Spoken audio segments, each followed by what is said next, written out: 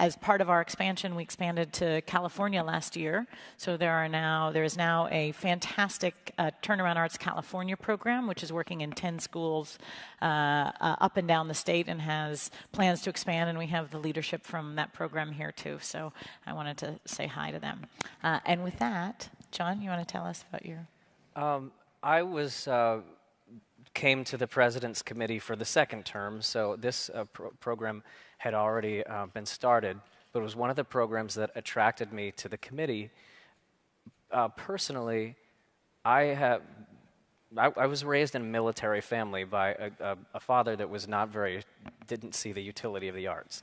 So I know that since you're all here, it's almost, like preaching to the converted, but my special interest on this committee is how do we make arguments to our opponents in ways that they can feel, in ways that they won't forget, and that are incontrovertible. And, one of the earliest arguments that I developed as a kid, and in arguments with my father was throw out every country western CD that you have now, because those are artists. Throw out every book of fiction that you have in your house. Never turn on a television show.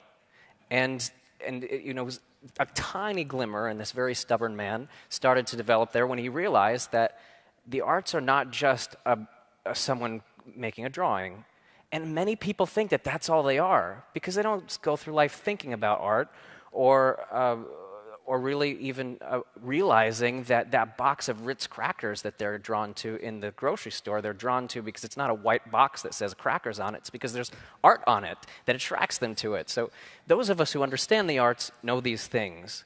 And my main interest is in penetrating into people who are not necessarily, that's not in their consciousness. Now, when I first started trying to have an acting career in New York, one of the earliest projects I did when I was pretty young was a children's theater production at the Lucille Lortel Theater, and it was of a children's book called Summer of the Swans. It was about a young teenage girl who has to take care of her young teenage brother who's disabled, and she resents taking care of him, and then he gets lost, and the end of the story, she then realizes she appreciates her brother and loves him, and the family comes back together. Well, we did this play. I played the disabled boy, and we did this play for little kids, urban children in school programs from the New York City area.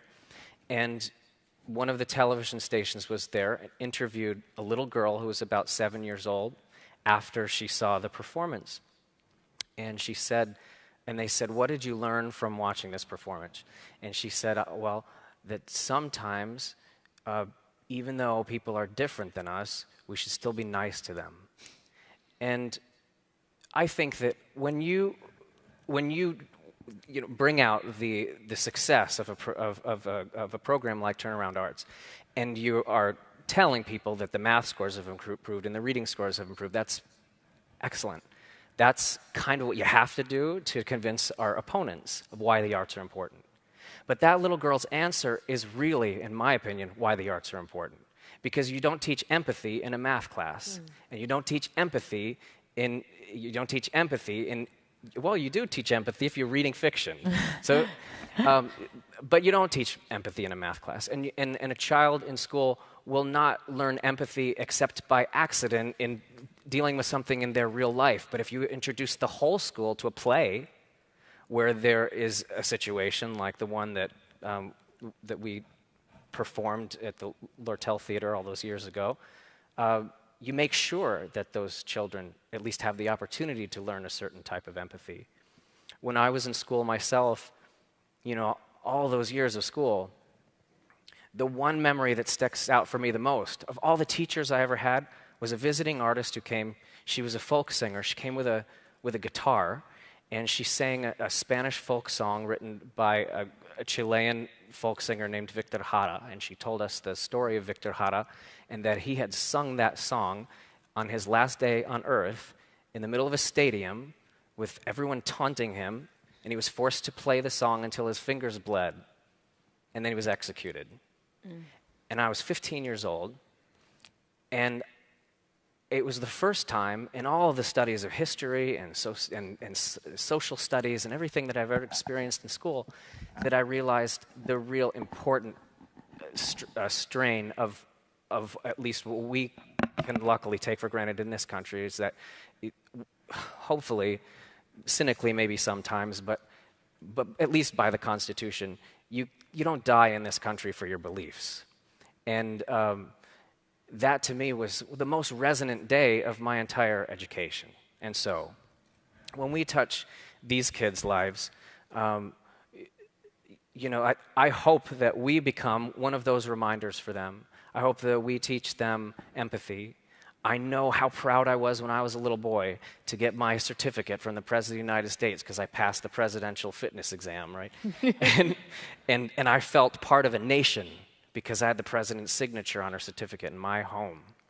And these kids, I'm about to work with kids in Des Moines, Iowa, which is a new school district.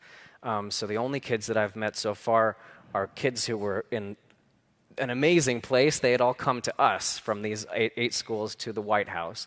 And I realized that these children know that their school is chosen by the highest office in the land, and that the committee, at least, is watching them and wants them to succeed. And I would think that in the same way that that certificate gave me so much pride and made me feel a part of a nation, that in these schools, these children also feel that they're a part of a nation, and whether they fail this year or succeed this year, the most renowned people in the arts and the highest office in the land, the first family even, cares about their progress. And instead of feeling forgotten like those kids that Alfre described when she first went to that school, ashamed, not even wanting to make eye contact, they're taken care of by the best of our nation, and we want them to succeed. I think those things are not quantifiable, and yet someday one of these kids that we've touched from Turnaround Arts may be able to speak to an audience like this and talk of their first experience with the art in much the same way that I had. So I think this is a very important program, and I'm so proud to be a part of it.